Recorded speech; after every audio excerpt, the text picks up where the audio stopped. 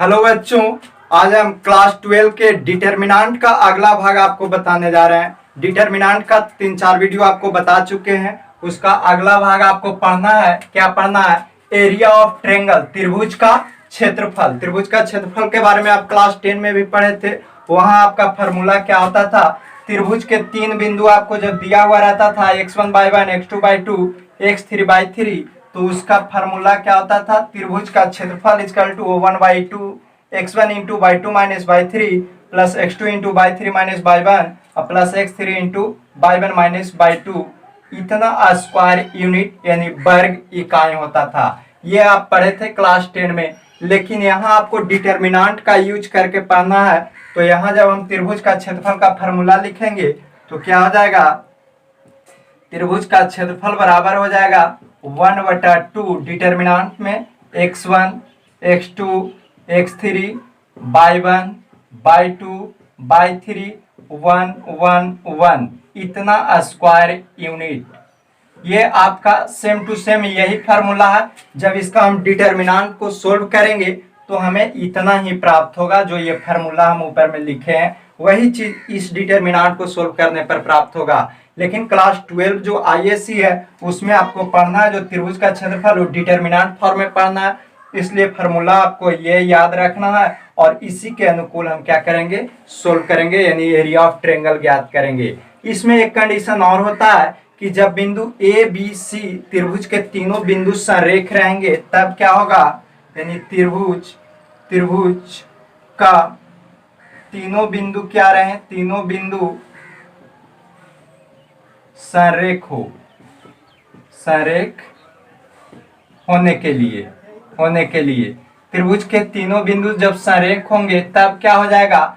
त्रिभुज का जो क्षेत्रफल होता है, त्रिभुज का क्षेत्रफल जो होता है, क्षेत्रफल को शॉर्ट में इस प्रकार लिखते हैं तो क्या हो जाएगा? 0। यानी हम कह सकते हैं एरिया ऑफ ट्रायंगल जो होता है 0। अगर किसी त्रिभुज का क्षेत्रफल निकालें और उसका क्षेत्रफल 0 आ जाता है तब हम कहेंगे कि वो क्या है? तीनों बिंदु यानी त्रिभुज के तीनों बिंदु ए बी सी जो होंगे वो संरेख होंगे। या इसी चीज को हम लिख सकते हैं इस प्रकार। त्रिभुज के क्षेत्रफल के फार्मूला यहाँ से हम नोट करेंगे।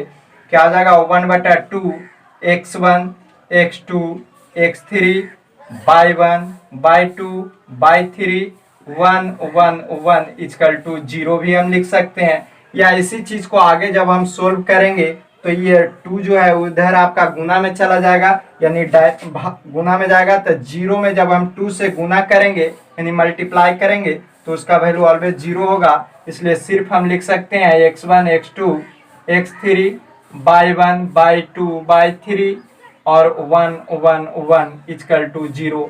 और फिर इसे हम डिटर्मिनेंट मेथड से हम सोल्व कर सकते हैं। आप ध्यान दें, इसका बेसिक जो एरिया ऑफ ट्रायंगल है उसका थ्योरी इतना ही है। आपको इसका एक्सरसाइज बता देते हैं। एक्सरसाइज है आपका, ध्यान दें, एक्सरसाइज है 4.3।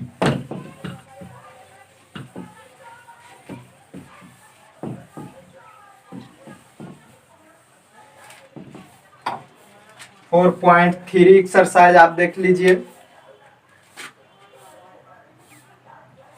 4.3 पहला क्वेश्चन है जिसमें आपको 3 शीर्ष बिंदु दिया हुआ है त्रिभुज का और कह रहा है क्षेत्रफल ज्ञात करें। यानी पहला आपका दिया हुआ है, त्रिभुज के तीनों बिंदु दिया हुआ है ए बी सी। कितना कितना दिया हुआ है? 1 0 6 0 और 4 3। अब कह रहा है इसका एरिया निकालिए। तो एरिया हम किस प्रकार निकालेंगे? ध्यान दें, ये आपका है x1/1, ये x2/2 और यहाँ आपका क्या है? x3/3। यानी x1 का मान 1 हो गया, x2 का मान 6, x3 का मान आपका 4। यहाँ से बाई 1 लिखेंगे तो 0 हो जाएगा, बाई 2 भी आपका 0 है और बाई 3 आपका कितना है? 3 दिया हुआ है। अब इसका जब हम डिटर्मिनेंट मेथड से निकालेंगे तो एरिया ऑफ ट्रायंगल बराबर क्या होता है? एरिया ऑफ ट्रायंगल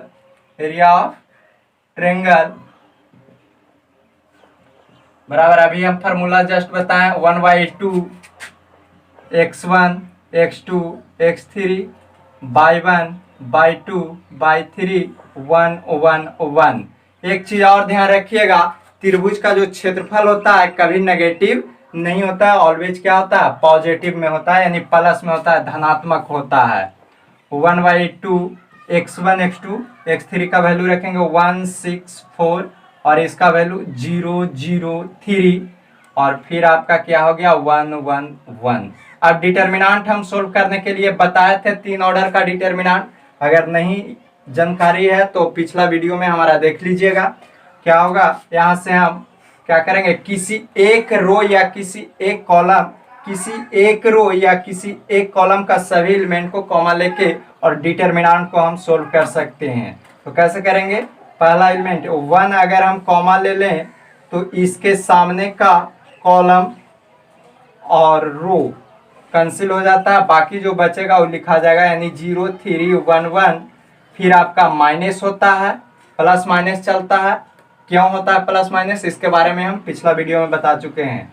0 कॉमा लेंगे तो 0 के सामने इसके सामने ये और ये चला जाएगा, बचेगा कौन 6 4 1 1। फिर प्लस ये 1 कॉमा लेंगे तो इसके सामने इधर और ये आपका चल जाएगा, बाकी ये चारों आपको बच जाएगा 6 4 0 3।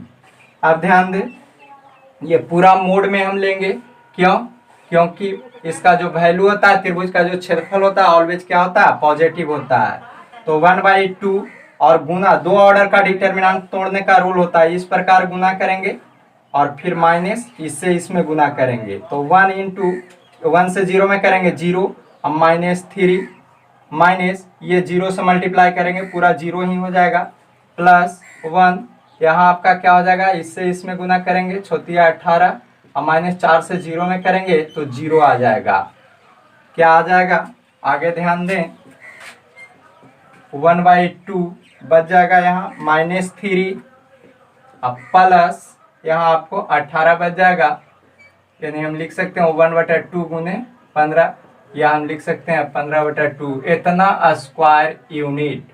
स्क्वायर यूनिट में क्यों लिखते हैं, क्योंकि इसका यूनिट नहीं दिया हुआ तो हम स्क्वायर यूनिट में लिख सकते हैं, या वर्ग इकाई हिंदी में लिखेंगे तो लिख सकते हैं। इस प्रकार पहला क्वेश्चन में 3 क्वेश्चन था जिसमें त्रिभुज का क्षेत्रफल निकालना है, पहला आपको बता दिए, बाकी आप इसी रूल का प्रयोग करके त्रिभुज का क्षेत्रफल ज्ञात कर लीजिएगा।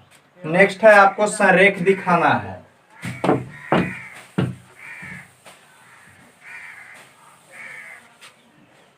संरेख सेकंड दिखाइए, दिखाना है कि क्या बिंदु इतना इतना संरेख है, दिया हुआ है बिंदु आपको त्रिभुज का, तीनों बिंदु आपको दिया हुआ है, ए बी सी कितना है, दिया हुआ है A B plus C, B C plus A, C A plus B. दिखाना है कि संरेख है या नहीं। तो त्रिभुज का क्षेत्रफल निकालेंगे, area of triangle, area of triangle कितना 1/2 x1 x2 x3 1/2/3 1 1 1। यहाँ से वैल्यू रखेंगे क्या, x1 a b c, ए हो गया b और c, 1/2/3 यहाँ से वैल्यू रखेंगे b plus c, c plus a और a प्लस b, और ये आपका 1 1 1 हो गया। अब ध्यान दीजिए, या डायरेक्ट आप कॉमा लेके सोल्व कर सकते हैं, या डायरेक्ट प्रॉपर्टीज भी आप लगा सकते हैं, प्रॉपर्टीज भी आप पढ़े हैं।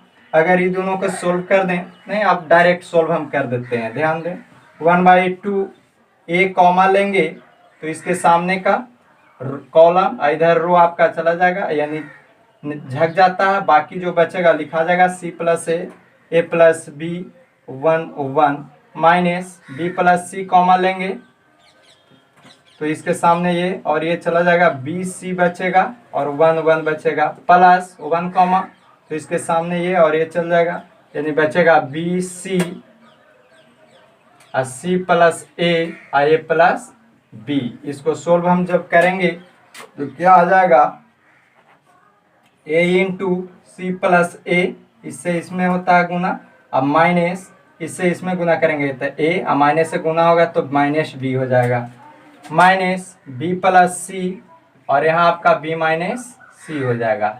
इसमें इससे गुना करेंगे तो बी, और सी से इसमें करेंगे तो सी, प्लस यहाँ आपका क्या हो जाएगा, बी से इसमें गुना करेंगे तो A B plus B square, और माइनस सी से इसमें गुना करेंगे तो सी स्क्वायर, और प्लस माइनस माइनस हो जाएगा ए सी।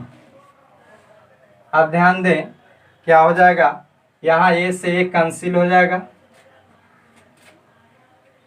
अब तो नहीं कटेगा, बाकी आप लिख दीजिए क्या होगा 1/2, यहाँ आप गुना कर लीजिए तो ए सी अब माइनस ए बी, ए से गुना करेंगे, ये दोनों ए प्लस बी या ए माइनस बी के रूप में है तो B square minus C square हो जाएगा, minus B square minus C square, plus A B plus B square minus C square अब माइनस ए सी, ये हो जाएगा। हम देख रहे हैं क्या, ए सी से ए सी कैंसिल हो जाएगा प्लस माइनस, ए बी से ए बी कैंसिल हो जाएगा, 1/2 यहाँ बचेगा माइनस बी स्क्वायर, अब माइनस से गुना करेंगे प्लस सी स्क्वायर हो जाएगा, अब प्लस बी स्क्वायर अब माइनस सी स्क्वायर से सी स्क्वायर, अब बी स्क्वायर से बी स्क्वायर कट जाएगा, 1/2 गुने 0 इक्वल टू क्या आ जाएगा 0 स्क्वायर यूनिट। यानी हम कह सकते हैं, हम क्या बताए थे कि अगर क्षेत्रफल 0 आ जाए तो वो क्या हो जाएगा, तीनों त्रिभुज का जो तीनों बिंदु होंगे वो संरेख होंगे, अतः ए बी सी क्या होंगे, संरेख, संरेख होंगे।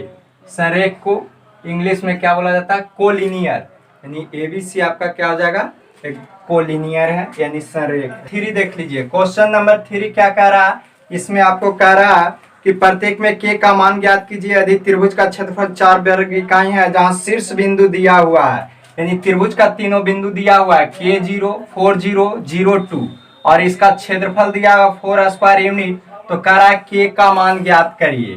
तो देख लीजिए, चलेंगे area of triangle, area of triangle अभी हम फार्मूला बताएं 1/2 x1 x2 x3 y1 y2 y3 1 1 1 होता है, और ट्रायंगल एरिया ऑफ ट्रायंगल आपको दिया हुआ है, कितना दिया हुआ है 4 स्क्वायर यूनिट, 1/2 x1 का वैल्यू यहाँ से रख दीजिए k, x2 आपका 4 है, x3 0, y1 हो गया 0 0 और y3 2 हो जाएगा और 1 1 1, ये आप हमारा हो गया। 2 इधर गुना में आ जाएगा तो 4 दूनी क्या हो जाएगा 8, इसका डिटर्मिनेंट सोल्व करेंगे, के कॉमा लेंगे तो इसके सामने का रो और कॉलम कैंसिल हो जाएगा, बच जाएगा 0 2 1 1, अब माइनस जब 0 कॉमा लेंगे तो पूरा 0 ही हो जाएगा, उसे सोल्व करने की आवश्यकता नहीं है, फिर प्लस 1 कॉमा लेंगे तो इसके सामने ये और ये बच जाएगा, ये चारों यानी 4 0 0 2 बच जाएगा। यानी हम लिख सकते हैं 8 इक्वल टू के, इसको सोल्व करेंगे तो 0 माइनस 2 हो जाएगा, इसमें गुना करेंगे 0 ये हो जाएगा 2, अब प्लस यहाँ 4 दूनी 8 माइनस हो जाएगा 0, यानी हम लिख सकते हैं 8 इक्वल टू के से गुना करेंगे -2 के, अब प्लस 8, या हम लिख सकते हैं 8 से 8 कैंसिल हो जाएगा, 8 से 8 कैंसिल हो जाएगा तो क्या बच जाएगा -2k इक्वल टू 0, तो k इक्वल टू 0 बटा -2 भाग देंगे तो हमें 0 प्राप्त होगा। इस प्रकार हम k का वैल्यू यानी मान निकाल सकते हैं। अगला क्वेश्चन, क्वेश्चन नंबर 4,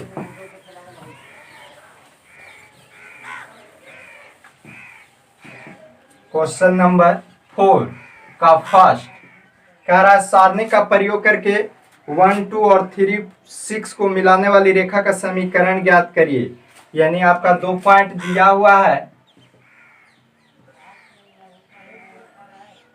इवन 2 रेखा 1 2 और 3 6, इसको मिलाने वाली रेखा का समीकरण ज्ञात करना है।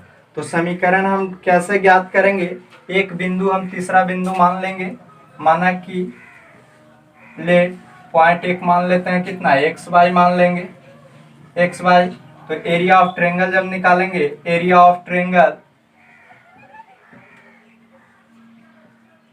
बराबर क्या हो जाएगा 1/2 x1 x2 x3 y1 y2 y3 1 1 1, इस कंडीशन में क्या होता है, एरिया ऑफ ट्रायंगल जो होता है ऑलवेज जीरो होता है, क्योंकि संरेख होगा, एक ही रेखा पर है। तो एरिया ऑफ ट्रायंगल क्या हो जाएगा, 0। 1/2 x1, एक y1 के लिए हम xy मान लिए हैं, तो x हो जाएगा, x2 आपका 1 और x3 आपका 3 हो जाएगा। y1 यहाँ से y लेंगे, y2 आपका 2 है, अब y3 की जगह 6 है, 1 1 1 हो जाएगा। अब 2 इधर क्रॉस में लाएंगे तो 0 हो जाएगा, 0 से 2 में क्रॉस होगा गुना तो 0 ही आएगा। इसमें हम क्या करेंगे, कॉमा लेंगे, x जब कॉमा लेंगे तो इसके सामने रो और column conceal, 2 6 1 1 minus by comma, तो इसके सामने का कॉलम और रो कंसील 1 3 1 1। अब प्लस 1 कॉमा लेंगे तो इसके सामने ये और ये चला जाएगा, तो बच जाएगा 1 3 2 6, ये हो जाएगा। इसको मोड में भी हम लिख सकते हैं। हम लिखेंगे कितना, 0 equal to x into 2 minus 6 by 1 minus 3 plus यहाँ 6 माइनस 6 हो जाएगा मोड में। अब क्या हो जाएगा, 0 इजकल टू यहाँ आपको x अगुने -4 आ जाएगा, माइनस बाई यहाँ -2 आ जाएगा, अब प्लस ये घट के कितना आ जाएगा, 0। 6 में से 6 जाएगा, या हम काट सकते हैं इस तरह, यानी हम आगे इस प्रकार हम लिख सकते हैं 0 इजकल टू -4x अब प्लस 2y का मोड, या 0 इजकल टू इसमें से हम -2 कॉमा ले लेंगे तो 2x और -y हो जाएगा का मोड, -2 बाहर निकाल देते हैं तो +2 निकलेगा, 2x y, 2 इधर बटा में आ जाएगा तो 0 हो जाएगा, यानी कि 2x y बराबर क्या प्राप्त हो जाएगा, 0 प्राप्त होगा। यही हमारा क्या आ जाएगा, आंसर हो जाएगा। ये हमारा क्वेश्चन नंबर 4 था। एक क्वेश्चन नंबर 5 भी आपका क्वेश्चन जो है क्वेश्चन थर्ड जैसा है, के का मान निकालना है, त्रिभुज का क्षेत्रफल दिया हुआ है। इस प्रकार एक्सरसाइज 4.3 आपका जो डिटर्मिनेंट का था वो खत्म हो गया। यदि हमारा वीडियो अच्छा लगा तो लाइक करें और चैनल को सब्सक्राइब जरूर करें। थैंक्स।